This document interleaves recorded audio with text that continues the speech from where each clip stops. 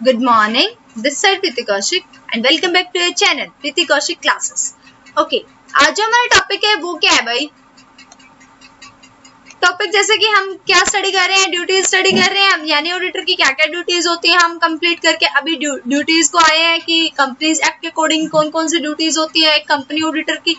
उसके बाद हमने चार्टर्ड अकाउंटेंट एक्ट के अकॉर्डिंग पढ़ा, फिर कुछ कोर्ट ने डिसीजन लिए थे उसके अकॉर्डिंग भी हमारे ऑडिटर की कुछ ड्यूटीज बनती थी, तो उनको भी हमने एक एक करके बहुत अच्छे से स्टडी किया है। अब हमारी बात आती है कि जो एक ऑडिटर होता है, हमने बीच बीच में कई बार देखा है कि N auditor is an watchdog but not a blood hound. जो एक ऑडिटर है वो एक वॉचडॉग तो होता है बट वो एक ब्लड हाउंड नहीं होता। या फिर हम ये कहें कि जो एक ऑडिटर है उसकी ड्यूटी है कि वो वॉचडॉग तो हो सकता है लेकिन उसका ब्लड हाउंड होना उसे नहीं चाहिए। तो ये जो स्टेटमेंट है ये कहाँ से आई, कैसे क्या कुछ हुआ, तो उसके बारे में आज से हमने पढ़ना है कि मतलब है क्या ये।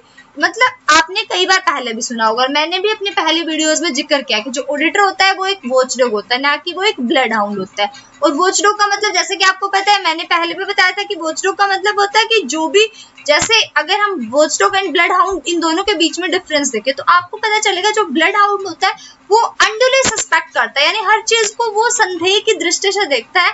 मतलब उसको ये लगता है कि इस चीज में पक्का कुछ गड़बड़ है।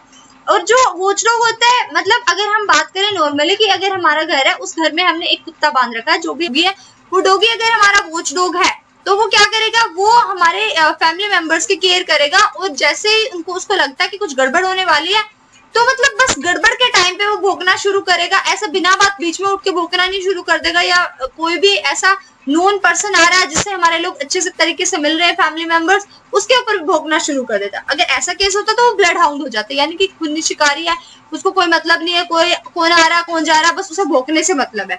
तो कहते हैं ऑडिटर जो वो ऐसा नहीं होता, वो हर बार सस्पेक्ट नहीं करेगा, वो सिचुएशन के अकॉर्डिंग सर्कमस्टांसेस के अकॉर्डिंग ही देखेगा। और ऑडिटर वॉचडॉग होता है, ना कि वो एक ब्लड हाउंड होता है। तो देखिएगा, N auditor is a watchdog but not a blood hound. एक ऑडिटर है उसे वॉचडॉग तो होना चाहिए बट ब्लड हाउंड नहीं होना चाहिए। कहता है ओरिजिन ऑफ द स्टेटमेंट, जो स्टेटमेंट है आज हमने इसी स्टेटमेंट के ऊपर फोकस करना है। क्या क्या चल रहा है इस स्टेटमेंट के बारे में कि एक जो ऑडिटर है वो एक वॉचडॉग होता है, ब्लड हाउंड नहीं होता है।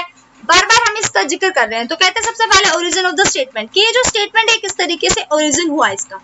The above statement was made by justice Lopez while giving his decision in the case of Kingston cotton mills. ये जो स्टेटमेंट थी ये हमें दी जस्टिस लॉपेज ने, जब उनका केस में डिसीजन लिया गया था किंगस्टन कॉटन मिल्स के केस के बाद।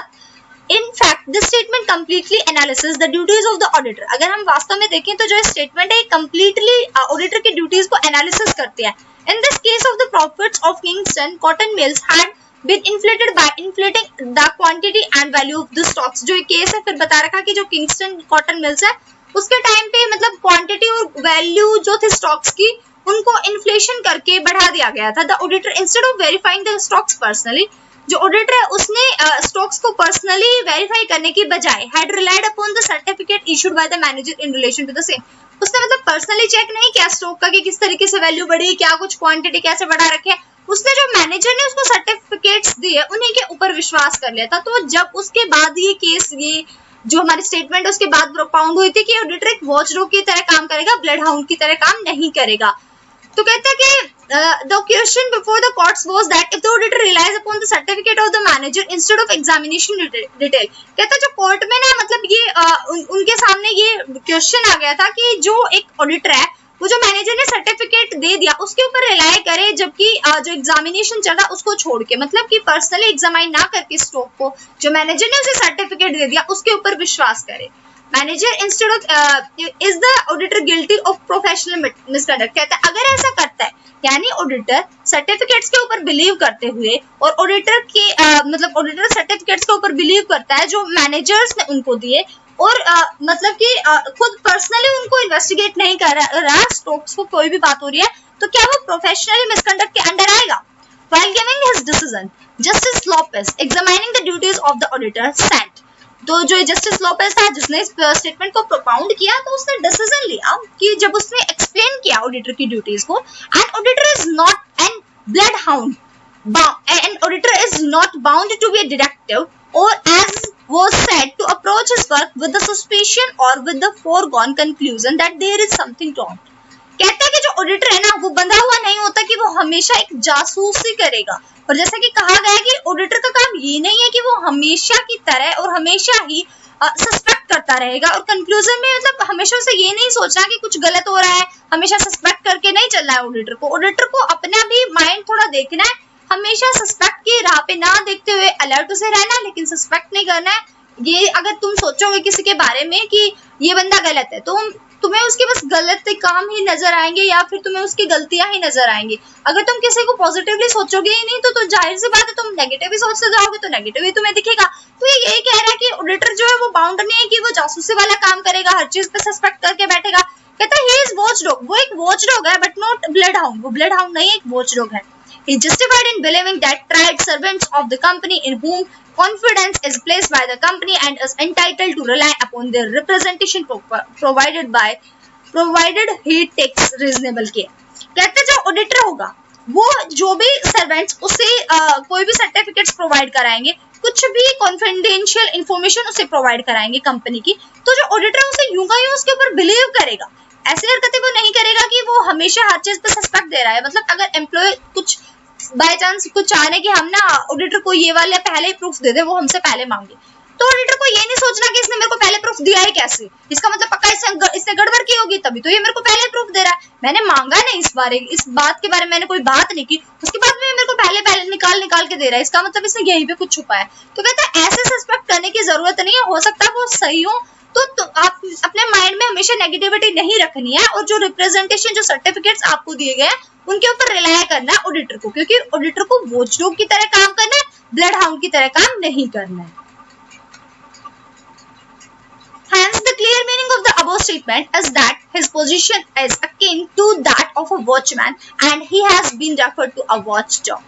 In the same manner as a watchman who guards the property of his employer, and in the case of any accident raising alarm, in the same manner, the auditor is also a loyal watchman of the shareholder of the company. कहता है जो हमने अभी जो ऊपर वाले statements पढ़े इनसे ये बात क्लियर होती है कि जो ऑडिटर होगा वो किस तरीके से काम करेगा। ऑडिटर जो एक वॉचडॉग की तरह काम करेगा। कहता है जैसे कि एक वॉचमैन होता है, वो अपने प्रॉपर्टी का गार्ड्स को मतलब गार्ड्स की तरह वो काम करता है, पूरी प्रॉपर्टी को संभाल के रखता है।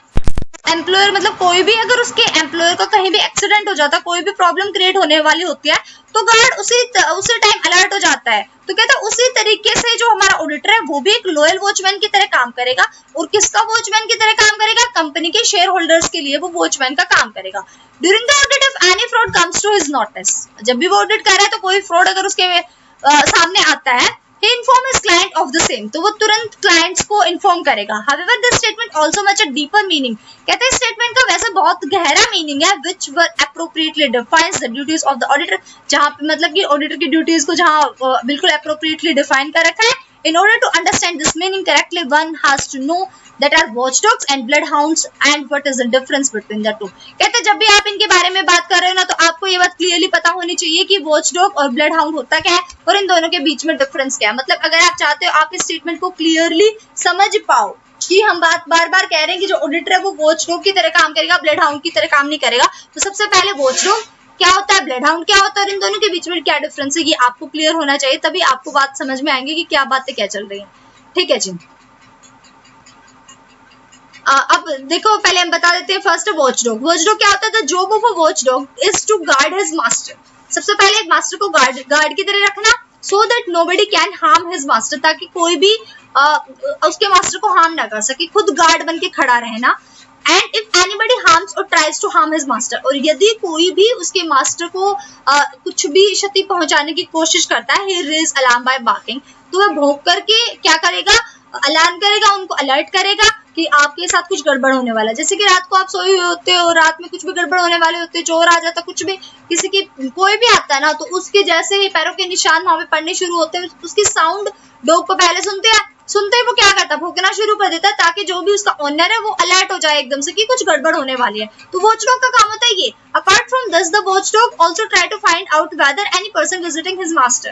कहता है इसके अलावा जो वॉचडॉग है वो ये भी कोशिश करता है कि कोई भी पर्सन जो उसके मास्टर के पास विजिट करने के लिए आ रहा है, इंटेंट्स टू हार्म हिम, क्या उसकी इंटेंशन, क्या वो चाहता है उसको हार्म करना और नॉट, और या फिर नहीं चाहता, and hence he does not bark at each and every visitor, और इससे कहता है कि वो हर एक विजिटर के ऊपर भौंकेगा नहीं, मतलब कि वो सिचुएशन और सर्कमस्टांसेस देखेगा उसके बाद ही वो भौंकना शुरू करेगा। ऐसा नहीं है कि भाई उसका कोई फ्रेंड मिलने आ रहा है उससे तो और सामने ओनर खड़ा है, वो भी उससे अच्छे से हाथ मिल रहा है और वो उसने क्या किया, वॉचडॉग ने भौंकना शुरू कर दिया। मतलब कि जब उसे पता है कि हाँ जी उसने देख लिया, वो जो मेरा ओनर है उसने उसको देख लिया कि जिसके बारे में मैं अलर्ट करना चाह रहा हूँ, उसके बाद भौंकने का क्या मतलब है। तो कहते जो वॉचडॉग होगा वो ऐसा नहीं करेगा, वॉचडॉग उस इंटेंशन को भी देखेगा कि जो विजिटर आ रहा है वो किस इंटेंशन से आ रहा है, रात को आ रहा है, चुपके चुपके आ रहा है, बिना बोले आ रहा है, तो इस तरीके से यानी वॉचडॉग कैसे उस पर रिएक्ट करेगा, इस तरीके ये बात है हमारी कि वॉचडॉग हमेशा तभी रिएक्ट करता है तब उसे लगता है कि ओनर को कुछ हार्म होने वाला है